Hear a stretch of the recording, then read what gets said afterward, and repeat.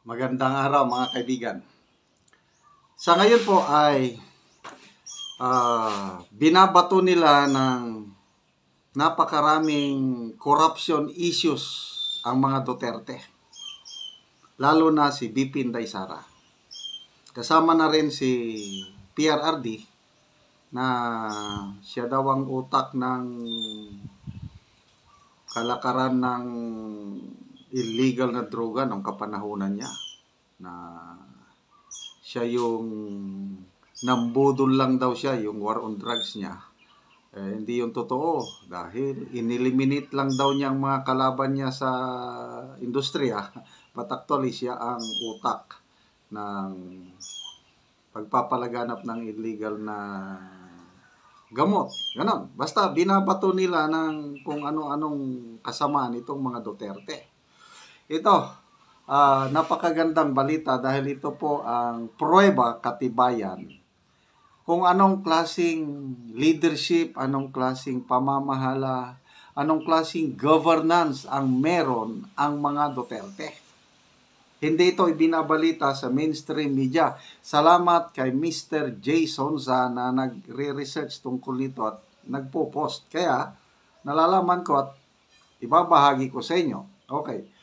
Post ni Mr. Jason Za 2 hours ago. Title, Davao City is debt-free. Debt-free but progress continues. Walang utang ang local government unit ng Davao City. Karamihang mga LGUs nangungutang, I tell you.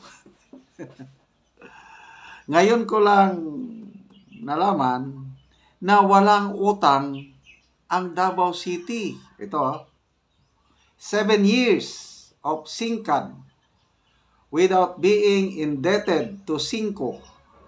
Davao City, ever since attorney become Mayor Sara Duterte until the leadership of Mayor Sebastian Duterte. Yan o. Sa picture at saka sa post, title is Davao City remains debt-free for 7 consecutive years.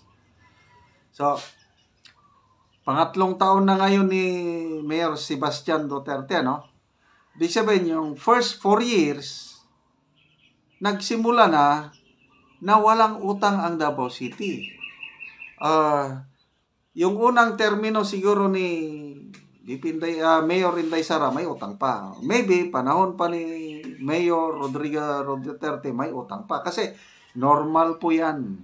Ang mga LGUs, just like our national government, nangungutang. Hindi naman masama yung mangutang, basta huwag lang ibulsa yung inutang. Basta gamitin mo sa tamang paraan para sa ikabubuti ng mamamayan. Maganda po ang mangutang.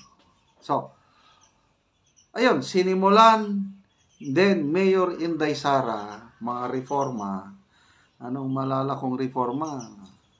Yung Davao City is the only city in the Philippines na yung cable, yung mga linya ng kuryente o yung mga telecommunications, naka-underground lahat. Malinis tignan ang Davao dahil walang mga linya ng kuryente na makikita mo sa ibabaw, naka-underground. Sila lang ang meron yan. And that involves a lot of planning, a lot of heart. Puso yung gusto mong pagandahin ang lugar, gusto mong pagsilbihan ang iyong constituents. Kaya nagagawa nilang mga yan. So, ano pa? Yung socio-economic development ng Davao City, nabasa ko, more than 50% sa economic activity ng the whole Region 11, Davao Region, contribution yan ng Davao City. Ano pa yung nabasa ko? Yung number 1 ng Davao City in terms of infrastructure, in terms of digital improvement. Ang daming number 1 ang Davao City. Yung most competitive city. Ang dami. Ano pa? Yung Nombeyo Safety Index. Davao City is the second safest city in Southeast Asia. Number 1 safest city is Chiang Mai in Thailand. Pangalawa ang Davao. Pangatlo ang Singapore City. Galing. Meron pa yung isang publication. Second cleanest city in Southeast Asia is Davao City. Kumpara naman yung most dangerous cities in Southeast Asia according to Nambeyo Crime Index. Nako, nakakaya. Manila is number 1 most dangerous city Southeast Asia. If I'm not mistaken, Makati City number 4. Iloilo kasama. Cebu kasama sa mga most dangerous cities to live in dito sa Southeast Asia. Bakit ang Davao? The same outfit, yung Nambeyo ang gumawa ng evaluation. Second safest, pinaka-tahimik na lugar. Yan po. So, nandyan na lahat yan. Kung magaling ang leadership, hindi kurakot, yung may puso to serve, talagang, ano na yan,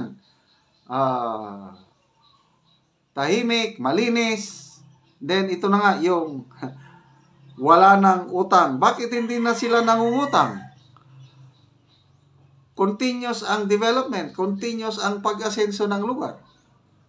Ibig sabihin, magandang management, magandang leadership, hindi na nila kailangan mangutang. May pera na ang Davao City. Yun lang ang ibig sabihin nun, as simple as that. Okay, magbasa tayo ng mga comments. How ironic, sabi ni Rowan Bart. How ironic that the person in charge of the office questioned for using public funds was able to lead a city debt-free for so many years, while those questioning are aligned with someone who keeps on depending on foreign debts. Pay patama. Ang administrasyong ito ang hilig mangutang. 16 trillion plus ng utang natin. Utang ng utang ng utang. Yung kalyado ng administrasyong ito, na palautang, kine-question nila ang paggamit ng pondo ng BP Sara na confidential funds nga. Kung ibang pondo ang ginamit, yes, question ninyo, huwag yung confidential funds. Kung talagang patas kayo, bakit hindi nyo imbestigahan ang confidential funds din ng Pangulo? Mas malaki pa ang kanya. Bakit ang Vice President lang ang kine-question nyo? So ito po ang mga pruweba na maganda ang pamamalakad then Mayor Sara Duterte at ngayon Mayor Sebastian Duterte. Okay, ano pa? Nene S. Orejones. Debt-free with a lot of ongoing infrastructures. Ergo, corruption-free. Diba? Wala kang utang. Ang dami mong pinapagawa. Mayroon bang korupsyon? No way, wala.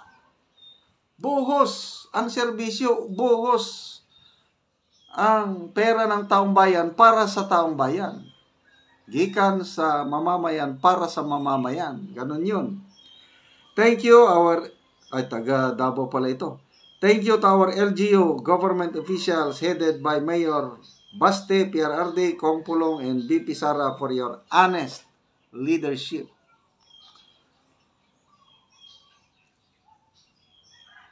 Bolt Spiker. Maganda ito. Kung bata-bata pa ako, sure, ako nalilipat sa Davao. Napaka-progresibong syudad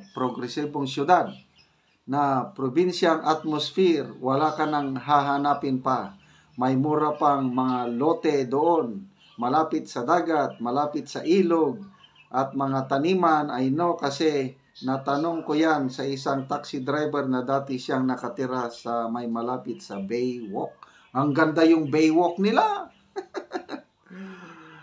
Amy Lynn, sabi niya, ayaw nila ng ganyang balita. Meaning nila, yung mga kongresista. Jose Arche Bandin Santos, a very good example of leadership. Elsa Aloy, ito po ang nagpapatunay na walang korupsyon under the rule of Duterte's administration. Benoni Torres Baksina, pwede Davao City na lang ang capital of the Philippines. Magandang ehemplo. I don't know. Miss Les Alcacor, son, uwi na kami sa Davao. Ay, ibig sabihin, taga Davao ito. Ami Layugan, I wish, taga Davao ako. Mercy Piquero, dapat tularan. Kata Sanchez, sana all. The best. Ang ganda. Dapat ganito ang bansa natin. So, salamat Mr. Jason Sir J, sa mga post ninyo. 7 consecutive years, walang utang ang Davao City dahil sa corrupt-free pamamahala Mayor Inday Sara Duterte at Mayor Sebastian Duterte. Ano ngayon ang masasabi ng mga kongresista na nag-aakusa sa Vice Presidente ng korupsyon? Sagutin nyo ito. Kaya nyo ba yan sa inyong mga lugar?